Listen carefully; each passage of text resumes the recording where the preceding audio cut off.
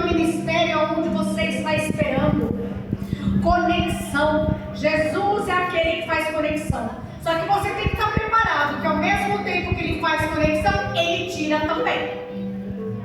Então, se você está andando com alguém, eu não sei nem porque eu estou dizendo isso, mas se você está numa caminhada com um povo que o Senhor fala, esse daí não me glorifica, Jesus vai tirar do teu caminho, tá bom? Então estejam preparados. Obrigada, gente. Que mulher animada, né? Pastora, você é uma graça.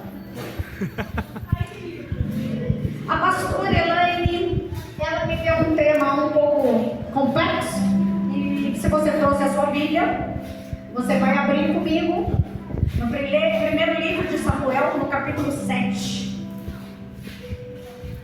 E ela me deu um tema que é Ebenezer. Ebenezer é um tema bonito, não é verdade? Nós podemos fazer campanhas, né? Faz uma campanha de oração. Ebenezer, até aqui nos ajudou o Senhor. Mas antes de eu começar a falar a palavra para vocês, eu preciso perguntar: você tem Ebenezer de Deus na tua vida?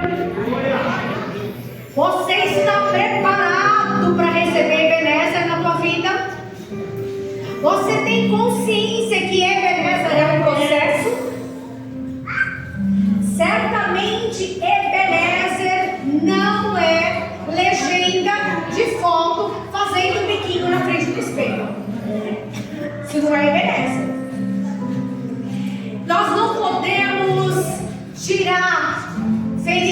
a palavra Ebenezer, nós não podemos ferir a hermenêutica da palavra Ebenezer. Por quê? Porque há um contexto, há um pano de fundo. E é com temor a Deus que eu venho trazer um pano de fundo para nós entendermos o que é Ebenezer. Quando eu falo de não ferir a hermenêutica, o que eu quero dizer? Você não pode pegar, fazer uma selfie e colocar lá na legenda lá: o Senhor é meu pastor e nada me faltará. Mas o Senhor é teu pastor, mas Ele fala que você vai passar pelo vale da sombra da morte. Estão comigo? Tudo posso. Aí tem uns irmãozinhos mais bombadinho, com a camiseta justinha, e tira foto na frente do espelho na academia. Tudo posso naquele que me fortalece. Só que essa palavra está dizendo: eu posso passar fome, eu posso padecer. Então Ebenezer, ela entra na mesma questão. Não dá para isolar Ebenezer. Então nós precisamos entender como nós chegamos a receber Ebenezer de Deus. A pastora Helena está fazendo 33, não é isso? Alguns teólogos acreditam que quando nós tivermos um corpo glorificado, nós teremos a aparência de alguém com 33 anos, no auge, no vigor. E se me permite, que casal lindo! Que casal lindo! E o profeta Samuel, ele vai dizer assim, no capítulo 7, versículo 12: tomou então Samuel uma pedra e a pôs entre Mispa e Sem,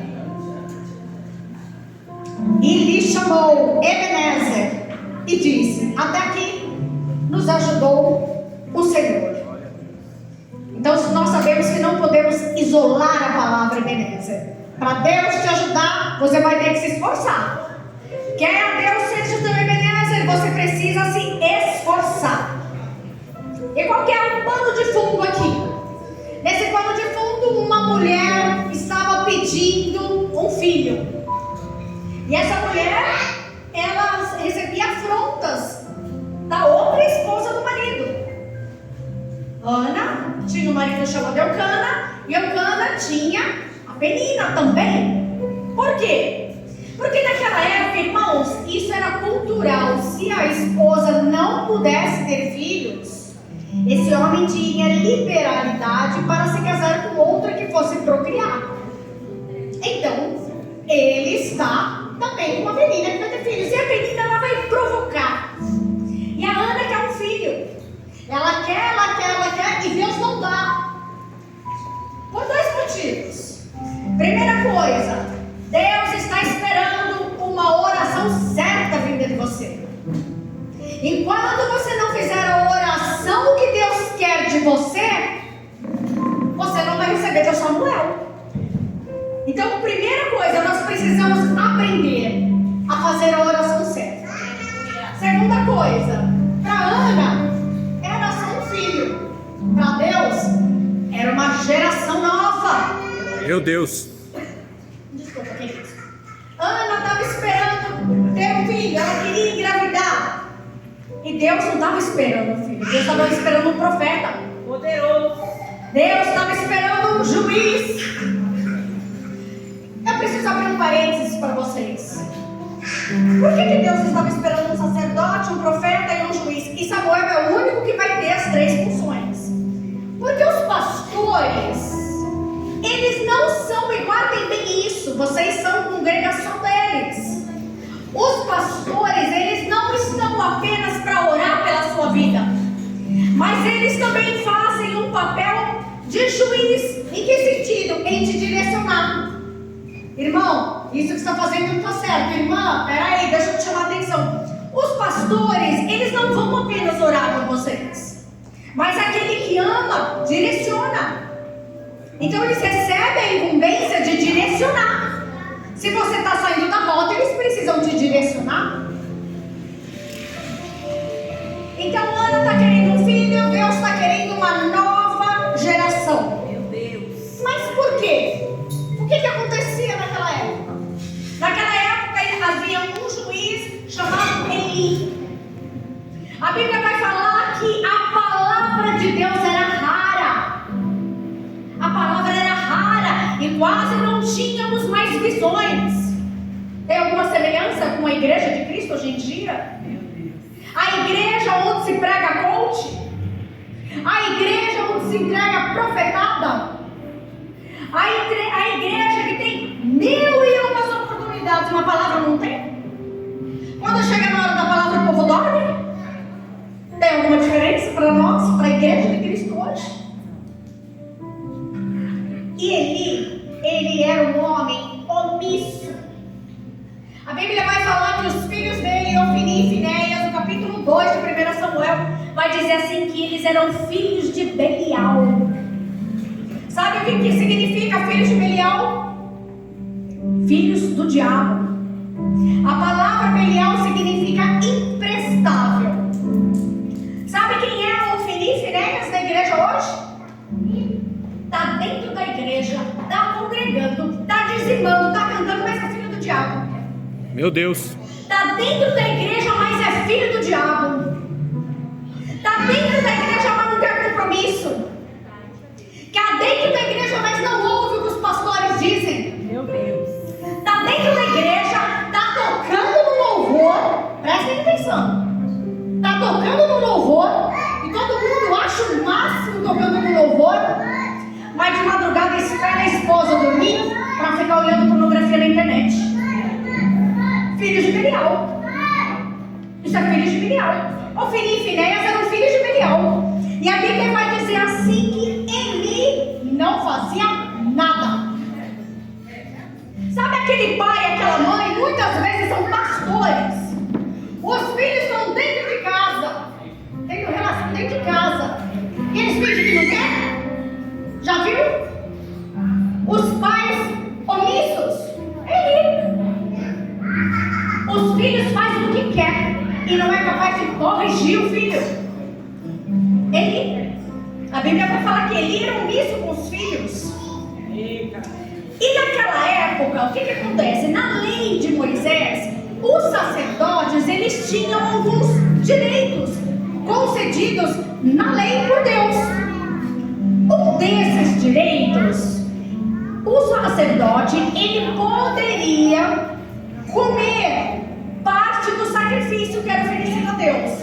Deus permitia isso. Eles poderiam comer parte do sacrifício. Sabe o que Ofni e Finéias faziam?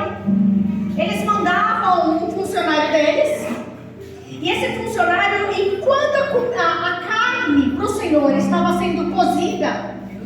A Bíblia falava que ele chegava com um garfo de 3 pontas e enfiava na panela e tirava o que viesse antes da carne ser cozida. E aí o moço lá que estava preparando o sacrifício falava: espera um pouquinho, espera cozinhar, espera primeiro queimar a gordura ao Senhor. Levítico vai falar que a parte da gordura, sabe aquela gordurinha da picanha que a gente gosta? Era de Deus. E aí, sabe o que esse moço falava? Se não me der, eu vou pegar na marra. Sabe o que é isso? É aquele que quer tomar mais do que Deus te deu. Mais do que Deus te deu. Quer tomar glória para si. Quer tomar glória para si. É aquele que chega na igreja, que vai cumprir uma agenda, que chega na hora dele cantar. Quando eu canto, o fogo cai. A glória é tua e de Deus. Deus te deu uma voz bonita para você glorificar a Ele. Não, porque quando eu prego, os demônios nem passam perto.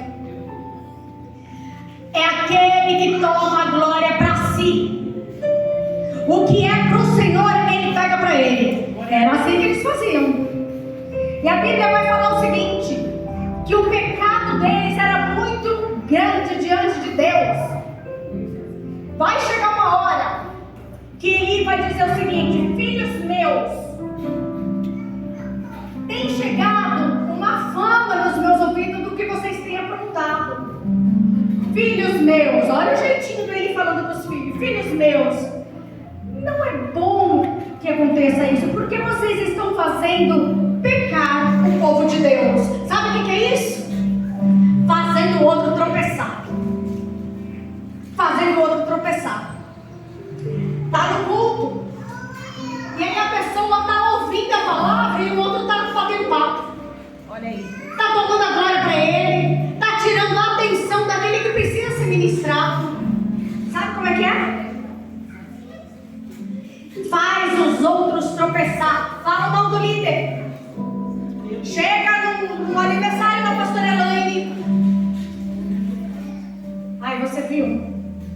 Aquele chocolate quente não estava muito quente, não. Olha aí, hein? Tá entendendo? Sai falando mal de líderes. Chega em casa. Está numa casa onde a maioria não serve a Deus. E vai falar mal dos líderes lá dentro. Sabe quando tua família vai se converter? Ei, eu preciso falar para você. O Senhor está te chamando para proteger a noiva. Deus, Deus. Protege a noiva. O que acontece ali, fica ali, resolve ali. Não vai levar para quem não é crente. Porque senão nunca vão se chegar a Deus. Então os filhos dele metiam o garfo para tirar comida. Olha só. A Bíblia vai falar que eles desprezavam os sacrifícios. Eles desprezavam as solenidades. Aqui é um salão, mas hoje não é um salão, é um momento de culto, amém? Amém. Porque onde 2 ou mais estiverem reunidos, Ele está ali, Jesus está aqui, amém? Glória! Então quando você sabe que Deus está no lugar, você entra diferente. Você entra na porta de maneira reverente. Mas se eu não estiver te convencendo, então tá bom, vamos lá para a tua igreja. Você precisa respeitar a solenidade, não precisa? E respeitar a solenidade é chegar com um chiclete velho na boca, mastigando? Isso é respeitar a solenidade? É aparecer no culto de bermuda e chinelo? É chamar o Senhor de um cara lá de cima? Isso é respeitar a solenidade? Vai falar assim com o juiz da terra. Vai aparecer para o juiz sem uma beca, para ver se ele te atende. O livro de Malaquias vai dizer o seguinte: escuta, vocês respeitam os juízes da terra, e por que vocês não me respeitam? Meu Deus! Isso vai falar isso. Você vocês respeitam o ser humano? Respeitam o homem, por que vocês não me respeitam? Então vamos lá, a gente já descobriu que eles tiravam das ofertas, tomavam a glória para si. A gente já descobriu que eles faziam o povo de Deus pecar. A gente já descobriu que eles não respeitavam as ofertas, não respeitavam o sacrifício. Um adendo aqui. Não respeitar a oferta tem a ver com o teu dízimo, tem a ver com a tua oferta. Irmãos, Jesus sabe fazer conta. Jesus sabe fazer conta. Você entrega uma parte do dízimo quando já acabou o mês, mas paga caro para ir no estádio ver o teu time jogar. Paga caro numa bolsa de marca para ostentar. Mas quando a irmã está vendendo coxinha para campanha missionária, não é capaz de comprar um para ajudar. Deus te prospera para você prosperar correndo e não por outro motivo. Glória a Deus! Respeitar a solenidade é ouvir a palavra sem ficar mexendo no WhatsApp tão todo. Meu Deus. Está dentro da igreja. Irmãos, vocês não imaginam o constrangimento de um ministro que se dedicou na palavra, que estudou a palavra. E a irmãzinha está assim, durante o culto. É constrangedor. Deus está te chamando para ter solenidade. Nós estamos num tempo que nós precisamos ser solenes. Solenes. Mais um exemplo. Acabou o culto, teve um congresso, acabou o culto, vamos nos reunir para comer alguma coisa. Aí vai aquela galerinha no Habib's. E qual é a conversa no meio? Tudo menos sobre o culto. Tem de tudo no meio da conversa, mas não tem sobre o Senhor. O culto, ele não está concernente ao espaço físico, ele não está concernente à igreja, ele está concernente à tua vida, à tua conduta. Você carrega a arca. Meu Deus! A arca de Deus é a presença, é o Espírito Santo em você, você carrega onde você vai. Poderoso! Estão aí? Santo Deus! Então nós vamos ver que eles aprontavam muito. Olha só, que terrível! Os filhos de Ofni e Finéias, eles tinham relações com as mulheres que trabalhavam na porta da tenda. Ô irmão, mas aonde isso se aplica para mim hoje? Se aplica, vou dar um exemplo para você. Se eu for fuçar teu celular, quais são as buscas que eu vou encontrar lá? O que você fica buscando no celular? Por que espera a varão aí dormir para ir na internet? O que tem lá? Ei! E aquela irmãzinha que está sempre bonitinha, bem arrumadinha, mas tá dando em cima do pastor quando a pastora não vê? Está entrando aqui nessa palavra. Está entrando aqui nessa palavra. Estamos vivendo um tempo cheio de perversão dentro da igreja. Dentro da igreja. Eu já vi casos de mulheres desejando que a esposa do pastor falecesse. Vocês acham que isso a gente ouve falar? Isso está mais próximo de nós do que a gente imagina. Agora eu vou falar uma coisa para vocês. Se a inteligência artificial registra suas buscas, quem dirá Deus? Quem dirá Deus?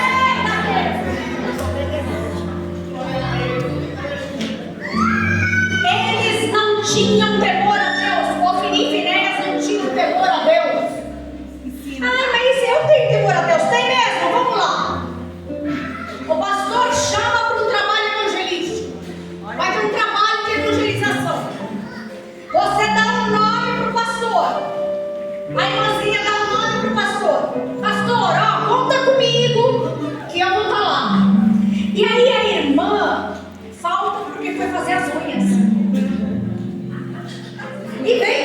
pastor. Deus está vendo. Olha aí.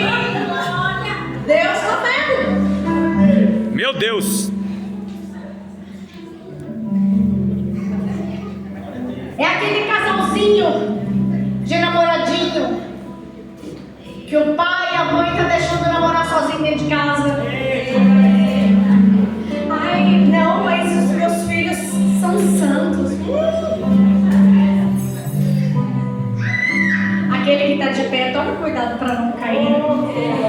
Não brinque com o pecado. Sansão achou que podia brincar com o pecado. Sansão realmente achou que podia brincar com o pecado. E a Bíblia vai dizer o seguinte, que ele fala assim: vou sair dessa mais uma vez. Eu saí toda vez. A Dalila está me provocando, mas toda vez eu saio de boa. E aí nós vamos encontrar um dos versículos mais tristes da Bíblia. Não sabia que o Espírito Santo havia se retirado dele. Meu Deus. O Espírito Santo não estava mais em Sansão. E uma notinha de rodapé, nós estamos falando do livro de Samuel. Samuel é contemporâneo de Sansão. Os dois jogaram na mesma época. A diferença é que Sansão estava jogando na tribo de Dan. E a Bíblia vai dizer que Sansão governou com retidão por 20 anos. Irmãos, 20 anos e você não vai ver Sansão com mulherada. 20 anos correto. Mas o pecado não tratado gera compulsão.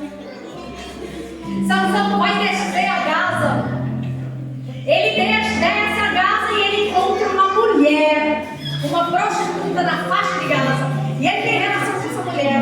E essa mulher foi a brecha para Dalila aparecer. Tem alguma coisa, se tem algum problema, algum pecado, trata enquanto dá tempo.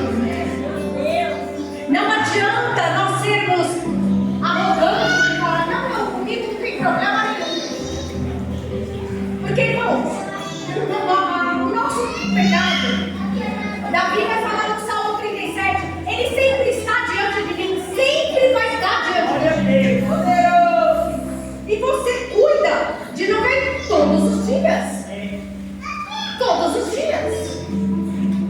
Eu passei uns 2 anos, uns 2, 3 anos. Vocês não imaginam como eu penei. E ainda pego para tratar um pecado de idolatria de comida. Sabe aquela idolatria de comida? Você vai numa festa e come até passar mal? É idolatria. Por que nós falamos de pecados sexuais? Por que nós falamos de drogas e não falamos de comida? Aquela frase de crente não bebe, não fuma, mas come, não é bonito. Não é bonito. Comida também aprisiona. O apóstolo Paulo vai falar do Deus ventre. Sabe quem é o Deus ventre? O culto está acontecendo, deu meio-dia, o culto não acabou, o Deus ventre começa a gritar: ai, não vai acabar não, preciso ir embora, estou com fome. Precisamos tratar. O Vinícius Inês tinha um coração duro. Eu gosto muito do versículo, Provérbios 29, versículo 1, que diz o seguinte: que o homem, quando muitas vezes repreendido, endurece a cerviz, uma hora será quebrantado sem que haja cura. Vai ter uma hora que Deus vai quebrar no meio, não vai ter mais jeito. Não vai ter mais jeito. Então eles tinham um coração duro. Sabe quem é? É aquele que os pastores estão orientando e não quer ouvir, não quer saber. Irmãos, se não houver mudança de vida, não vem pedir oração para mim não, se você não quer mudar de vida.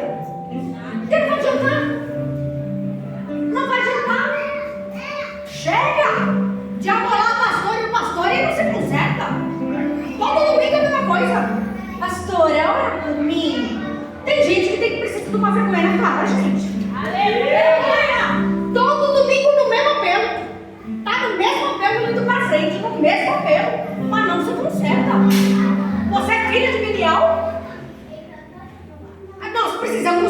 tá?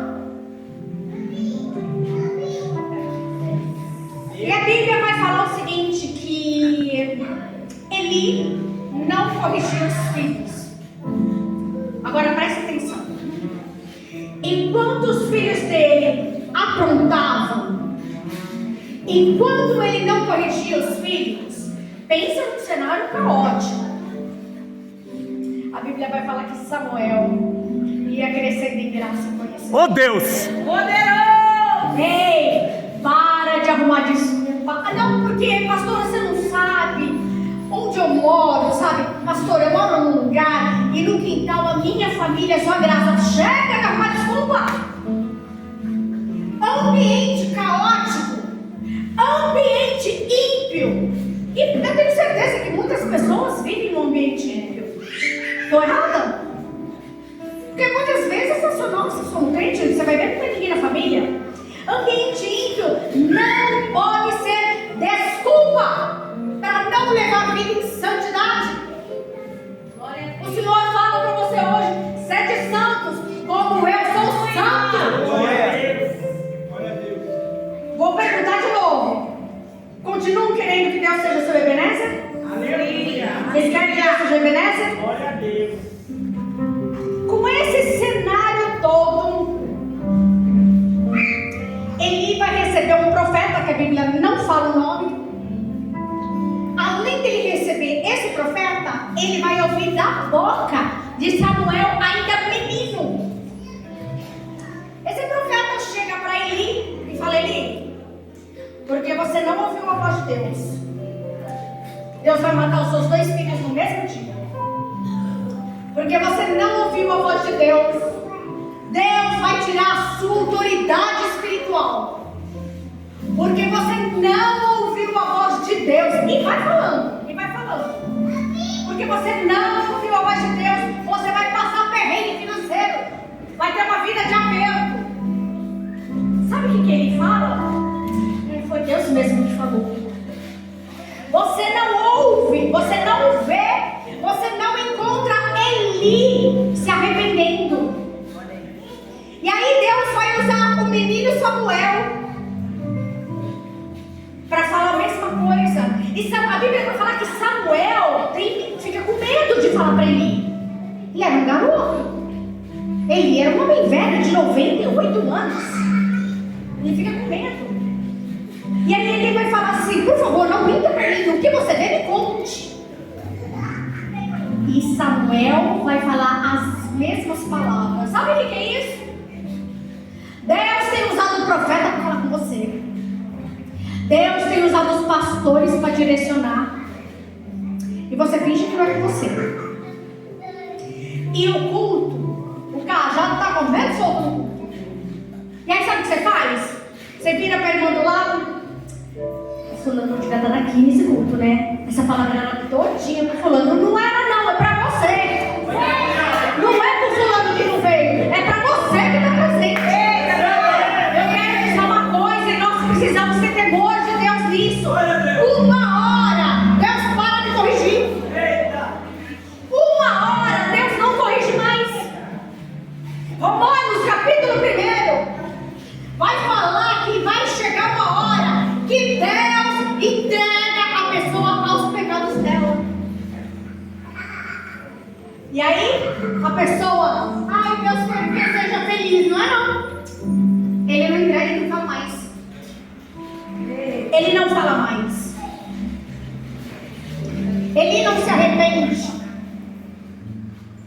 Mas Deus é longânimo. Deus é misericordioso. Deus não vem com juízo instantaneamente. Quer uma prova disso? Sansão, nazireu de Deus, não poderia tocar em cadáver. E ele entra na vinha dos filisteus em Tímina. E vem um leão. A Bíblia fala que vem um leão novo. E ele mata. A Bíblia fala que ele rasga aquele leão como quem rasga um cabrito. Passados uns dias, ele vai no mesmo lugar. Ele vê o leão no mesmo lugar, mas dessa vez, dentro do leão tinha um favo de mel. A Bíblia fala que ele que não poderia tocar em cadáver, ele pega o favo de mel, come e leva para o pai e para a mãe dele. Presta atenção.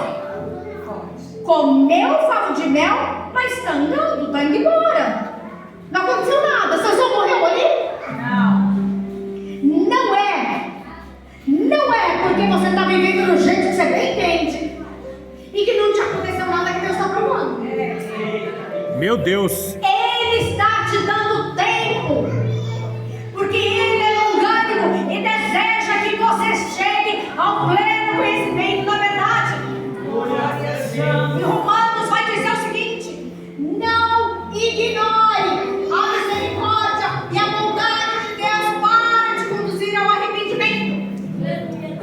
No livro de Coríntios, Paulo vai dizer o seguinte: eu fiquei feliz porque vocês estão tristes, porque a tristeza de vocês vai produzir arrependimento. Arrependimento gera fruto. Agora, olha só que interessante. Quando você está no erro, Deus não vem com um juízo instantâneo. Ele vai te dando tempo. Eu costumo dizer que Ele vai dando cordinha. Jesus vai dando cordinha, vai dando cordinha. Então, o juízo não é imediato, mas quando você está correto, quando você está andando piamente com Cristo, aí Ele vem imediato. Eu vou honrar ela, eu vou honrar ele, eu vou abrir a porta para ele, eu vou abrir a porta para ela. Está andando comigo, está em santidade, está em obediência. Olha como Deus é. Quando é para te punir, Deus verdade, Ele segura para ver se você se arrepende e volte o caminho. Mas quando é para te honrar, a primeira coisa que vem é a justiça dele. A justiça dele é a primeira que se manifesta quando você está andando correto, com toda essa situação. Aí nós chegamos no capítulo que antecede o capítulo 7. Vai ter uma guerra, os filisteus vão vir sobre Israel. Nessa guerra, primeiramente morre 4.000 homens. E aí eles têm uma ideia genial. Vamos trazer a arca. Vamos trazer a arca da aliança no meio da guerra, porque aí nós vamos ganhar.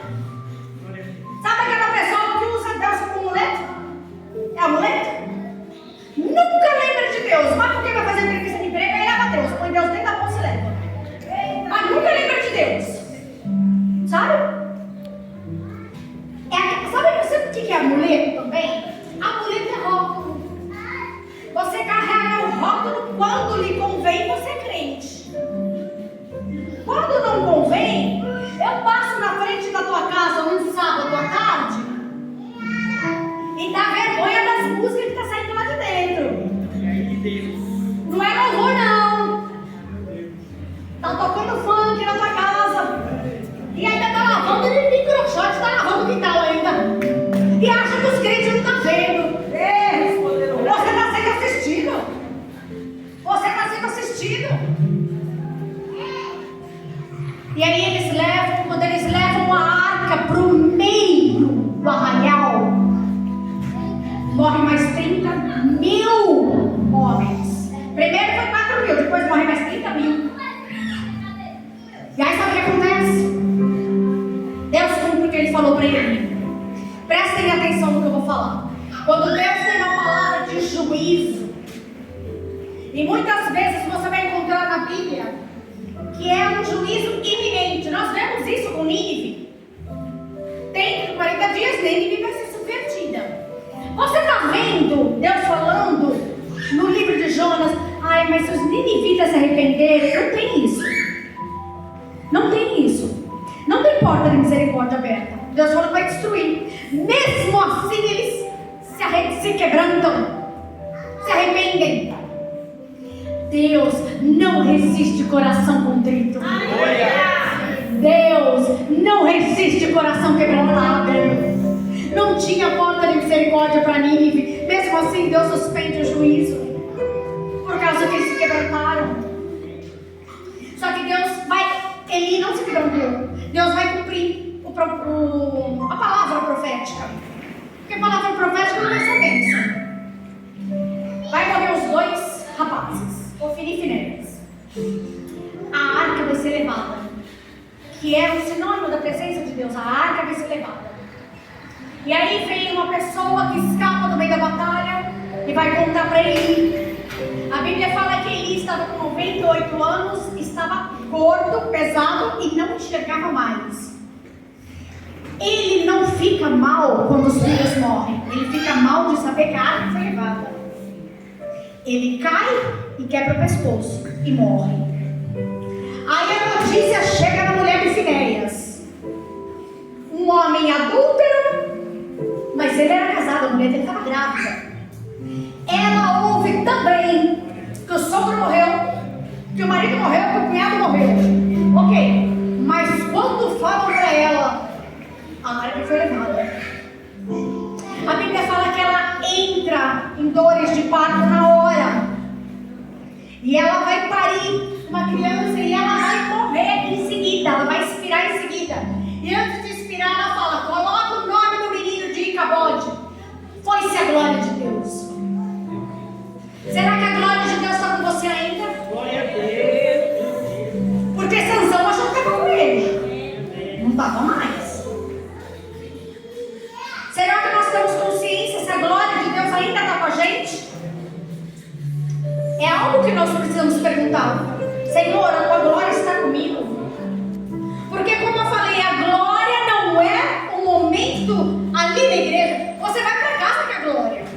Aleluia. Você não vai embora do culto e a glória fica lá no mundo. E você fala para a glória, tchau, até o próximo culto. Não, ela vai com você. Ela vai com você. E aí nessa, a arca vai parar nos filisteus. Eu não vou contar essa história porque é uma história longa. Depois você lê lá, 1 Samuel capítulo 4. E aí nós vamos chegar no capítulo 7.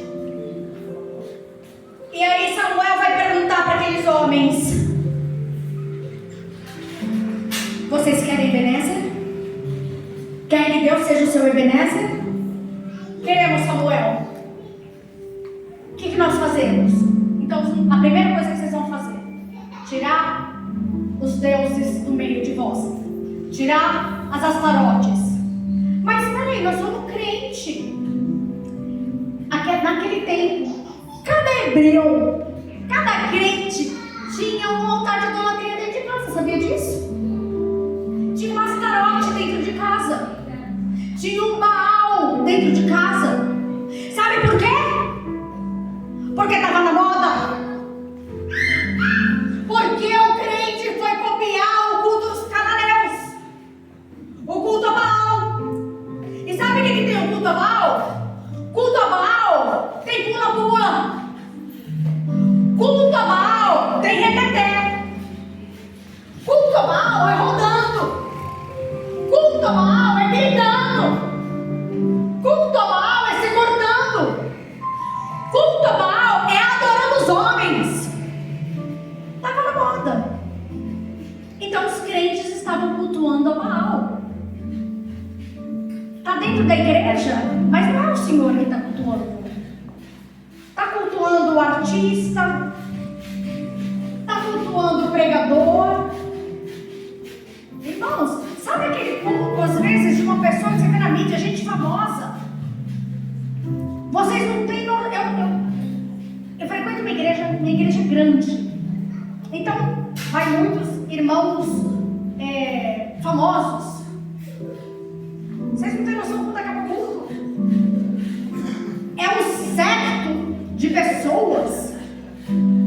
Só falta fazer assim, ó, pro pregador. Cultua Baal. Baal cultua os homens. Olha aí. E aí Samuel vai falar que é Ebenezer. Então primeiro vocês vão tirar o culto. Vai começar a cultuar a Deus. Oh, glória! Samuel vai falar o seguinte, a Bíblia vai dizer no capítulo 7: e congregaram em Mispa. Mispa significa torre de vigia. Vai falar que ele estava entre Mispa e Sem. Mispa é torre de vigia. E Sem significa rochedo.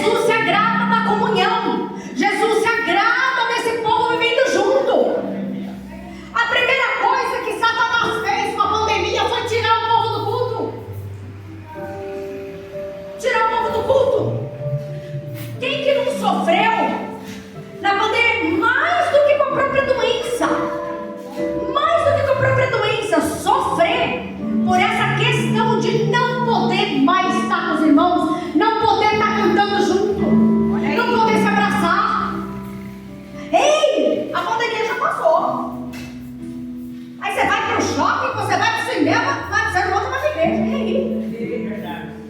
Samuel vai orar, mas eles não têm comunhão. A Bíblia vai falar que eles vão jejuar o dia todo. A Bíblia vai falar que eles vão se quebrantar, que eles vão se arrepender. E aí Deus vai trabalhando. Sabe o que acontece nesse intervalo? A Bíblia fala que nesse intervalo, agora presta atenção, o povo de Deus estava em Ebenezer. Os filisteus estavam numa cidade chamada Afeca. De Afeca, eles ouviram falar que os crentes estavam cultuando. Aí sabe o que eles fazem? Vamos lá, vamos acabar com esses hebreus, vamos matar todos os hebreus. Só que o que eles estavam fazendo? Eles estavam adorando Astarote? Não. Eles estavam em comunhão? Eles estavam orando? Estavam jejuando?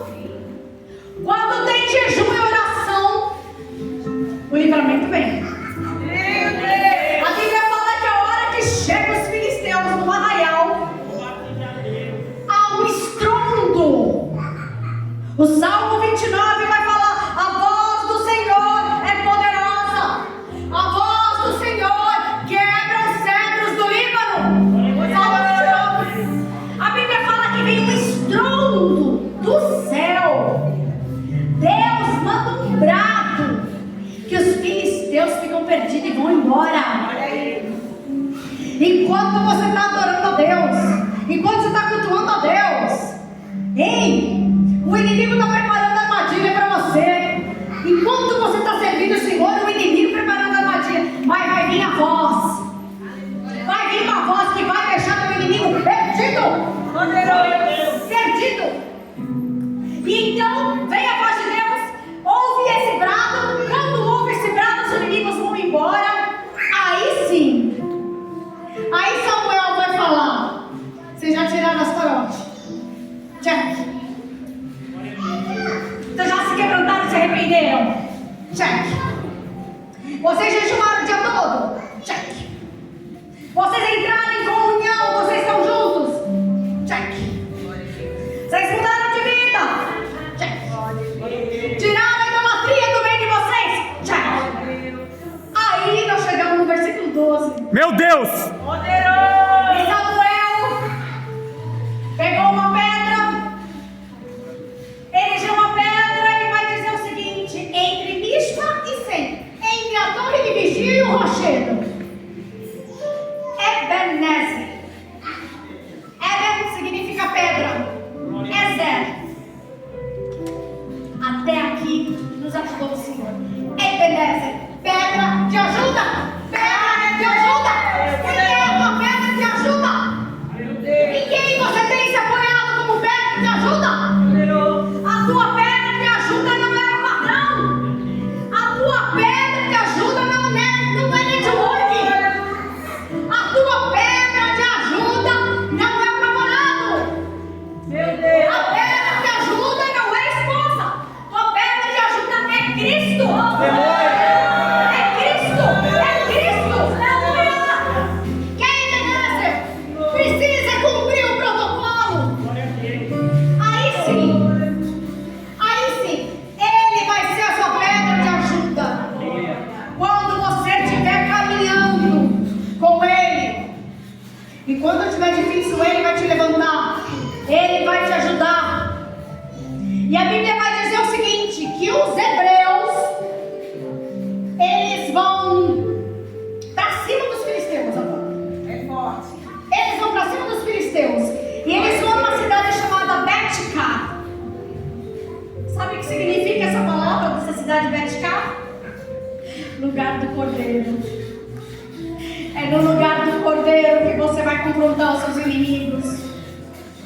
É no lugar do Cordeiro que um homem vai se levantar no meio do deserto e vai dizer: eis o Cordeiro de Deus que tira o pecado do mundo.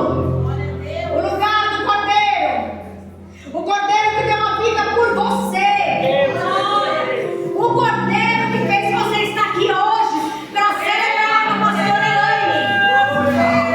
Eis o Cordeiro. E eu quero finalizar fazendo uma oração com vocês, cada um de vocês. Eu não sei se você está com algum problema que não está conseguindo caminhar com Cristo. Eu não sei se ao invés de uma pedra de ajuda, tem aparecido uma pedra de tropeço no teu caminho. Eu não sei se você tem alguma situação de pecado que você não consegue se libertar. Eu não sei qual é o problema, você sabe. Então eu quero orar por você, eu quero que você coloque diante do Deus Todo-Poderoso. Porque se assim como a pastora Elaine está vivendo o Ebenezer dela, você também quer o seu Ebenezer, algumas coisas nós precisamos ajustar. Amém? Coloca a mão no teu coração. Vamos orar. Coloca diante do altar.